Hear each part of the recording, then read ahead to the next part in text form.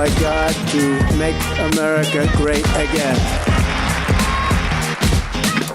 Hello, I'm Nana Akua, and this is Trump Watch. Well, what a whirlwind 48 hours it's been in the world of Donald Trump. The man certainly knows how to keep us on our toes. First up, we've got the much anticipated meeting between Trump and our very own Sir Keir Starmer. Now, I have to say it was a fascinating encounter. Picture this, the brash, outspoken Donald Trump facing off against a more reserved, almost meek, schoolboyish, shy, very dull Labour leader Sir Keir Starmer. It was like watching a lion and not even a sheep, something even less than a sheep, something more meek than a sheep that had literally no fire in it whatsoever. I mean, try to have a chat over a cup of tea if you envisage that. That's what I saw. Donald Trump, ever the showman, rolled out the red carpet for Keir Starmer at the White House. And what did our Keir bring as a gift? An invitation for a state visit from King Charles himself. Yeah, you see, the thing is, obviously he knows that Donald Trump loves the royal family. So, what gift can I bring this man? I'll give him a gift of a meeting with our royal family, because frankly I know that my front bench have been particularly insipid about him, and really I've got nothing else to offer. So he offered that, which, I mean, you know, I don't know. I can imagine that Donald Trump is probably practicing his bow in front of the mirror already. But Keir Starmer, I mean, what a weak offering.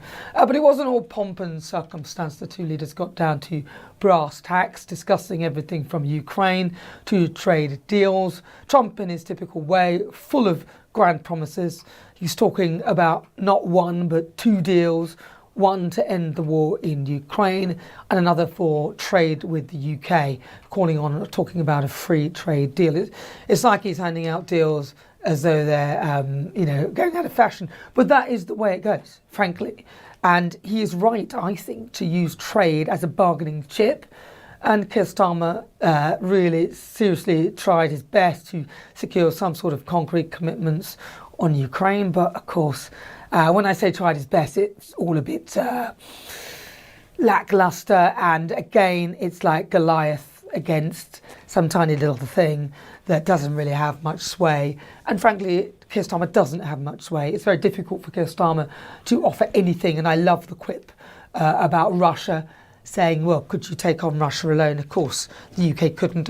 Potemkin army, and I say Potemkin because we don't put any money into it, is definitely, I would say, under 70,000. I think they said 72,000, but at least 10,000 of those aren't fit to fight. So, and Donald Trump and the rest of the world can see that. Could you take on Russia by yourselves? Well, now let's move on to Trump's first cabinet meeting with none other than Elon Musk. Oh, to be a fly on the wall for that conversation. Two of the world's biggest egos in one room.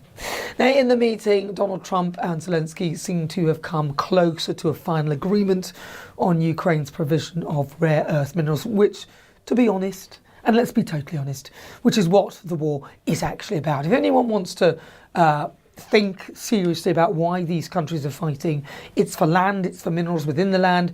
That is what Vladimir Putin, in my view, is trying to get hold of. And that is why Donald Trump is more than happy to come in on the deal and say, look, I've given you all these arms, so now you need to pay back, and let's pay back with some of those rare earth minerals, which is why he's able to talk to Putin, because Putin is after something similar, but perhaps Putin will end up with land, and Donald Trump can get the minerals within that land and also minerals from Ukraine. Now, Elon Musk ordered his administration to tell federal agencies to come up with plans for more layoffs as well, which I think is perfectly reasonable. The size of the federal employees is huge, just like the size of the civil service in this country, an absolute mammoth expense at our cost in terms of taxpayers in this country for it, and a lot of the roles probably are duplicated and are unnecessary.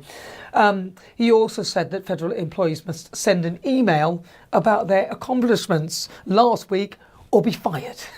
This was all supported and backed by Donald Trump. And here's where things get really interesting. Whilst Donald Trump was busy playing statesman and tech guru, his own CDC was apparently going rogue. Yes, that's right, the CDC, in a move that must have made Donald Trump's blood pressure skyrocket, decided to attend a vaccine meeting with the World Health Organization. Now, correct me if I'm wrong, but didn't Donald Trump sign an executive order withdrawing the United States from who? The World Health Organization.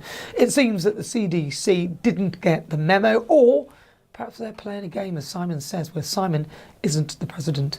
And this defiance is particularly spicy, given that Donald Trump's ally, Robert F. Kennedy Jr., has been vocal about his anti-vaccine stance. It's sort of like watching a family feud play out on the national stage. Pass the popcorn, would you? It's going to be such a fun watch. But there's more. Just when you thought Donald Trump couldn't possibly have any more surprises up his sleeve, he pulls out a golden rabbit. Or should I say a golden card? That's right. Donald Trump has announced a new path to US citizenship, and it comes with a hefty price tag of $5 million. Oh yeah, he's turned immigration into a luxury brand, and to be frank, why shouldn't he? If you want to come to the US and you don't have the right whatever, then why not pay your way? How about $5 million? That might work. I don't see why not. I think sometimes we cheapen the brand and the value of the countries that we preside in particular the UK, giving people hotels and money and food and housing. Now, I'm not saying make people starve, but frankly, it devalues the work of the taxpayers to keep this country great. Donald Trump is selling this gold card as a way to attract very high-level people who will create jobs and pay taxes. Exactly. Rather than people who will be a tax burden, it's people who are prepared to put in to the economy. I can't see anything wrong with that. Now, of course, Donald Trump famously said that he wanted to build a wall to keep people out, but then, frankly, you're allowed a border wall, and many countries across the EU have border walls. People acted shocked about the notion that somebody may protect their borders with a wall. God help us. I think it's a very good idea. And of course, if you have a spare $5 million and you want to add positivity to the economy as well as wealth, then why not? I'm quite happy with that. If you want to be an American and you've got the money and of course the backing to support yourself in a country that you are not a citizen of, then I have no issue with that, and I would love to see other countries being a bit more selective for those who come to their countries if they don't have any other any ways of getting in via any forms of citizenship. But of course, in the grand scheme of things, the last 48 hours have been quintessential Trump meetings with foreign leaders, rubbing elbows with tech billionaires, battling his own government agencies and turning citizenship into a luxury item. It's kind of a 4D game of chess, whilst the rest of us are still trying to figure out checkers. So, what do we all make of this? Is Donald Trump a master strategist, always 3 steps ahead, or is he just throwing ideas at the wall and seeing what sticks? Perhaps a bit of both, but one thing is for certain: Donald Trump at the helm. He's a fabulous leader, and there is never a dull moment. Whether you love him or loathe him, you can't deny that he keeps us all on our toes. And of course, as ever, lots of plot twists and cliffhangers at every turn. So as we wrap up this whirlwind tour of Donald Trump's last 48 hours, I can't help but wondering, what will the next 48 hours bring? Or perhaps he'll surprise us and have a quiet day.